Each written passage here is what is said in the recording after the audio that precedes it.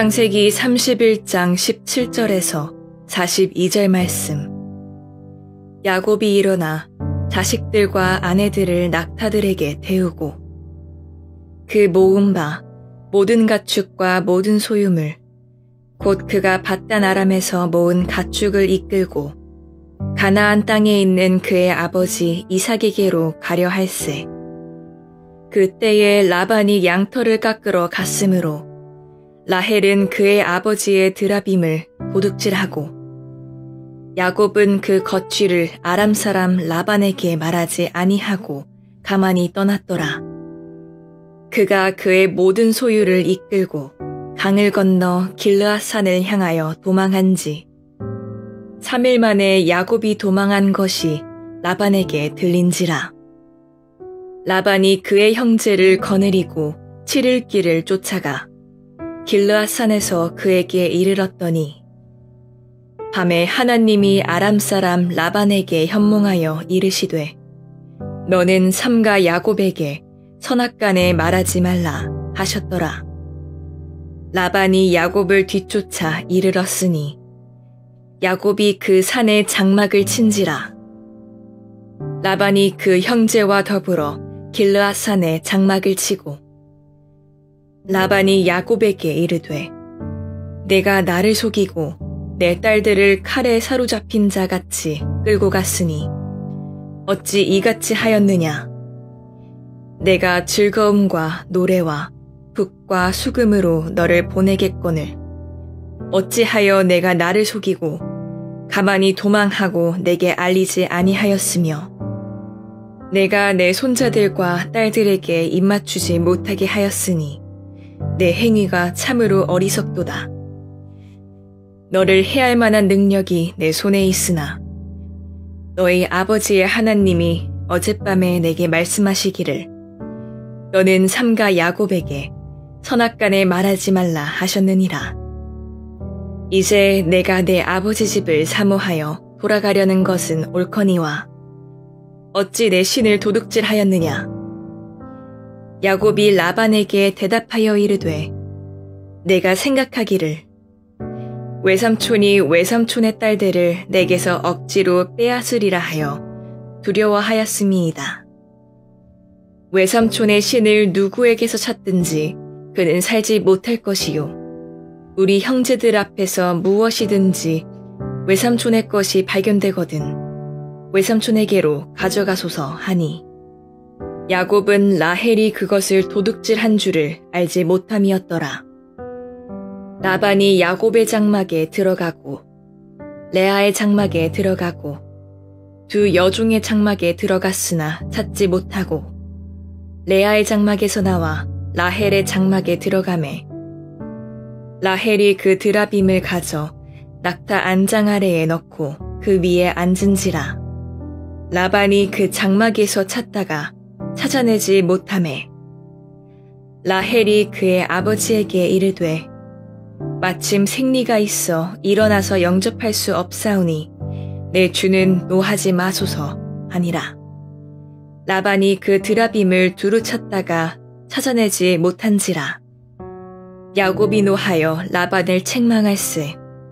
야곱이 라반에게 대답하여 이르되 내 허물이 무엇이니이까. 무슨 죄가 있기에 외삼촌께서 내 뒤를 급히 추격하나이까. 외삼촌께서 내 물건을 다 뒤져보셨으니 외삼촌의 집안 물건 중에서 무엇을 찾아내었나이까. 여기 내 형제와 외삼촌의 형제 앞에 그것을 두고 우리 둘 사이에 판단하게 하소서. 내가 이 20년을 외삼촌과 함께 하였거니와 외삼촌의 암양들이나 암염소들이 낙태하지 아니하였고 또 외삼촌의 양떼의 순양을 내가 먹지 아니하였으며 물려 찢긴 것은 내가 외삼촌에게로 가져가지 아니하고 낮에 도둑을 맞았든지 밤에 도둑을 맞았든지 외삼촌이 그것을 내 손에서 찾았으므로 내가 스스로 그것을 보충하였으며 내가 이와 같이 낮에는 더위와 밤에는 추위를 무릅쓰고 눈 붙일 겨를도 없이 지냈나이다. 내가 외삼촌의 집에 있는 이 20년 동안 외삼촌의 두 딸을 위하여 14년, 외삼촌의 양떼를 위하여 6년을 외삼촌에게 봉사하였거니와 외삼촌께서 내 품삯을 10번이나 바꾸셨으며 우리 아버지의 하나님, 아브라함의 하나님 곧 이삭이 경외하는 이가 나와 함께 계시지 아니하셨더라면 외삼촌께서 이제 나를 빈손으로 돌려보내셨으리다마는 하나님이 내 고난과 내 손의 수고를 보시고 어젯밤에 외삼촌을 책망하셨나이다. 샬롬. 오늘도 하나님의 말씀으로 하루를 시작하신 여러분들에게 하나님의 은혜와 평강이 충만하게 넘치시기를 간절히 축복합니다. 2025년 3월 28일 금요일 창세기 31장 17절에서 42절 말씀을 가지고 하나님만이 보호자 되십니다 라는 제목으로 함께 말씀 나누도록 하겠습니다. 오늘 본 말씀 좀 긴데요. 우리가 세상을 살아가다 보면 크고 작은 어려움을 겪게 되죠. 때로는 사람들과 오해가 생기기도 하고 실망하는 일을 겪기도 합니다. 경제적인 어려움을 맞닥뜨리기도 하고 예측하지 못했던 일들이 참 감당하지 못하게 몰려오는 일들도 있습니다. 이럴 때 아무리 주위를 둘러봐도 아무도 의지할 사람이 없는 것만 같고 지켜주는 사람이 없는 것처럼 느껴질 때가 있다는 것이죠. 오늘 본문의 야곱도 지금 그와 같은 상황을 맞이하고 있습니다. 삼촌 라반의 집에서 20년 동안 성실하게 일했습니다. 그로 인해서 라반의 집과 야곱 모두가 부유해졌어요. 그런데 라반과 그의 아들들은 이 야곱의 부유함을 시기하고 적대적으로 대했습니다. 피도 눈물도 없는 거죠. 그죠? 하나님께서는 야곱에게 고향으로 돌아갈 것을 명령하셨고 이제 야곱은 가족과 자신의 재산을 가지고 어찌 보면 참 금이환영이죠. 그렇죠? 성공한 인생입니다. 야곱은 자신이 잘못한 것이 아무것도 없었고 도리어 자신으로 해서 라반의 집이 부유해졌음에도 불구하고 근데 떠나는 것에 대해서 많이 걱정할 수밖에 없었죠. 무엇보다 평생 고향에서 살던 아내들과 자녀들을 데리고 가야 되는데 가고자 하는 고향에는 자기의 이 시간표 속에서는 고향은 어떻게 되어 있는 거예요? 20년 전에 머물러 있기 때문에 그렇습니다. 형 에서가 살고 있죠. 야곱이 불안감과 걱정을 가지고 떠날 때 그의 사랑하는 아내 이 라헬은 아버지 이 라반의 드라빔을 몰래 훔칩니다. 이 손에 쥐고 있는 우상이에요. 그렇죠? 그녀는 이 오늘 본문의 앞절에서 야곱에게 하나님의 말씀대로 준행하라고 말했음에도 불구하고 지금까지 가정에서 섬기던 작은 이 우상 드라빔이 자신의 가족이 가는 길을 보호해주고 지켜줄 것이라고 생각했죠. 그러니까 온전한 믿음이 아니었다는 걸 우리가 알 수 있습니다. 성경은 이 생각이 잘못된 것을 오늘 본문 전체를 통해서 말씀하십니다. 오늘 본문을 통해서 하나님만이 우리의 보호자 되심을 온전히 고백하는 저와 여러분들 되시기를 간절히 축복합니다. 오늘 본 말씀 통해서 우리가 첫 번째로 기억해야 될 것은 우상은 아무런 능력이 없다라는 것입니다. 야곱이 하나님의 명령에 순종해서 가족과 재산을 이끌고 고향으로 떠났습니다. 그런데 오늘 본문은 라헬이 자신의 아버지 라반의 드라빔을 몰래 훔쳤음을 기록하죠. 19절입니다. 그때 라반이 양털을 깎으러 갔으므로 라헬은 그의 아버지의 드라빔을 도둑질하고 라헬이 아버지의 이 작은 우상을 훔친 것은 고향을 떠나는 그녀가 자신의 불안한 마음을 누구에게 의지하고 있는가를 보여줍니다. 보이지 않는 하나님이 아니라 손에 잡히는 그 정말 아무것도 아닌 그 우상을 섬기는 것이죠. 그러나 여러분 성경에서 뭐라고 얘기합니까? 우상은 아무런 힘이 없음을 선포합니다. 도리어 우상은 라헬과 가족들을 위험에 빠뜨리고 있습니다. 라반은 3일 만에 야곱이 없어진 것을 보고 쫓아오고 그런데 그 마음 가운데 해야 할 마음이 있었음을 고백하죠. 29절 상반절에 보니까 너를 해야 할 만한 능력이 내 손에 있다. 그렇게 고백을 하잖아요. 그런데 하나님께서 이를 막으셨고 라반은 결국 우상을 가지고 간 것을 트집을 잡고 있습니다. 그렇죠?